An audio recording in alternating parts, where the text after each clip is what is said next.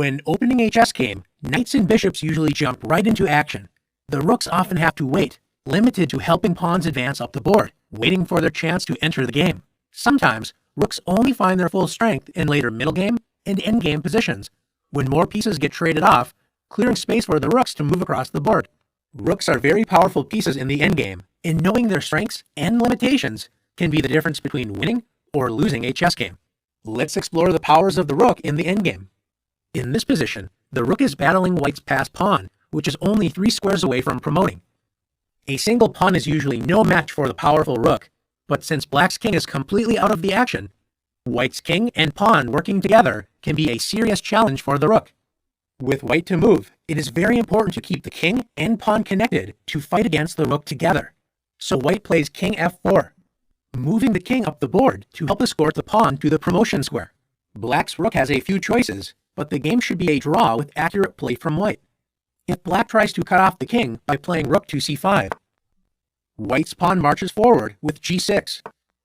And if black tries to attack the pawn with rook to c6, if white rushes forward with g7, black's rook has separated the king and the passed pawn and now wins easily after rook g6, winning the pawn on the next turn.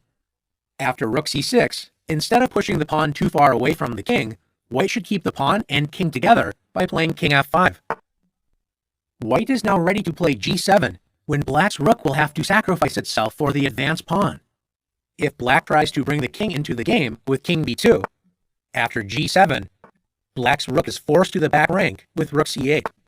White's king marches up the board with king f6, and after king c3, king f7, black will have to sacrifice the rook for the passed pawn on the next turn, or draw the game with a perpetual check after rook c7 check, king f8, rook c8 check, king f7. Let's see if black had another way to try and win this endgame. Black can also try rook f1 check, and after king e5, black separates the king from the pawn, but the rook cannot both keep the king cut off from the pawn and prevent white's pawn from promoting. White draws the game by marching the king and pawn up the board, rank by rank, until black's rook will have to sacrifice itself for the pawn. If black tries to bring the king into the action with king b2, both sides continue with their plans after g6, king c3, and g7. Black's rook is now forced to prevent the pawn from promoting with rook g1, allowing white to connect the king and pawn with king f6. If black's king were in front of the pawn, this position would be easily winning for black. Since black's king is so far out of the action, white draws after king d4 and king f7. White is threatening to promote the pawn on the next turn, and black will need to sacrifice the rook. Let's take a look at this position again, except this time it will be black to move. We saw with white to move, the teamwork of the king and pawn was enough to draw against black's powerful rook and out-of-place king. With black to move, is the position still drawn? Can you see how black can cut off the white king from the passed pawn? That's right, by playing rook to c4. White's king can no longer help advance the pawn up the board. White loses quickly after g6. Now that the pawn cannot be protected by the king on the next turn, black wins the game with rook c6, threatening the pawn, and after g7, black collects the pawn with rook g6.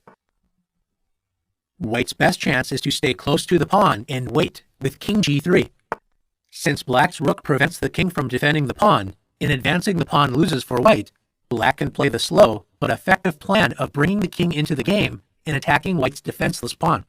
After the moves king b2, king f3, king b3, king g3, king b4, and king h3, black plays king c5. If white continues to move the king, black will simply move the king over to white's pawn and capture it. As black's king blocks the rook from moving up the board, white races to promote the pawn with g6. Black's king moves closer to the pawn and opens up the rook's path to the back rank with king d6.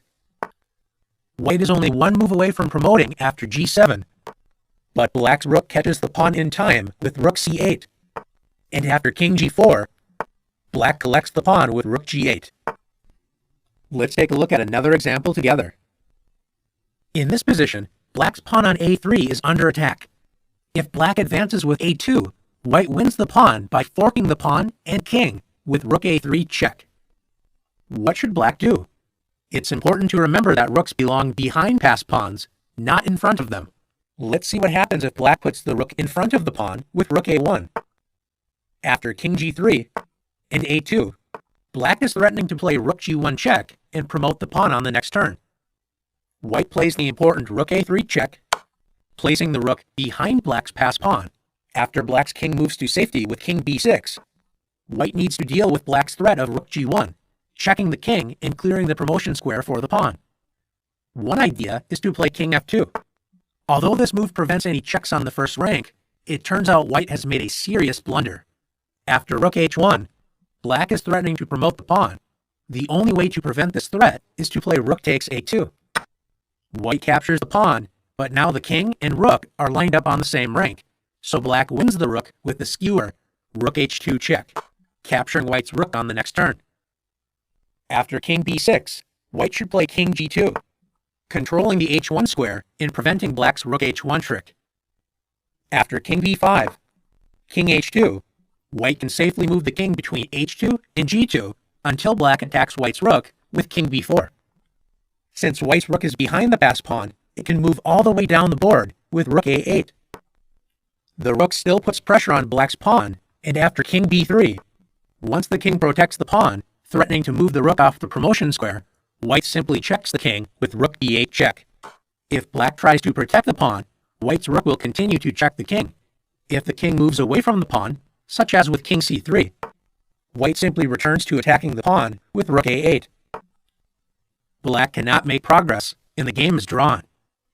Since moving the rook in front of the passed pawn did not work out for black, a much better idea is to put the rook behind the passed pawn, starting with rook d4 check, gaining a tempo against the king to place the rook behind the pawn. After king g3, rook a4, black is ready to advance the pawn, so white quickly blocks the promotion square after rook c1, a2, rook a1. As we saw in previous examples, an active king is very important. Both sides rush to bring the kings to the action after king b6, king f3, king b5, king e3, king b4, king d2, and king b3. Black is ready to play king b2 and force the rook to move, but white's king prevents this with king c1. Has white saved the game? Not if black forces the king away from the critical b2 square with rook c4 check. After king d2 and king b2, black forces the rook to move and will promote the pawn on the next turn. Can you make the most of the rook in the endgame? Let's see.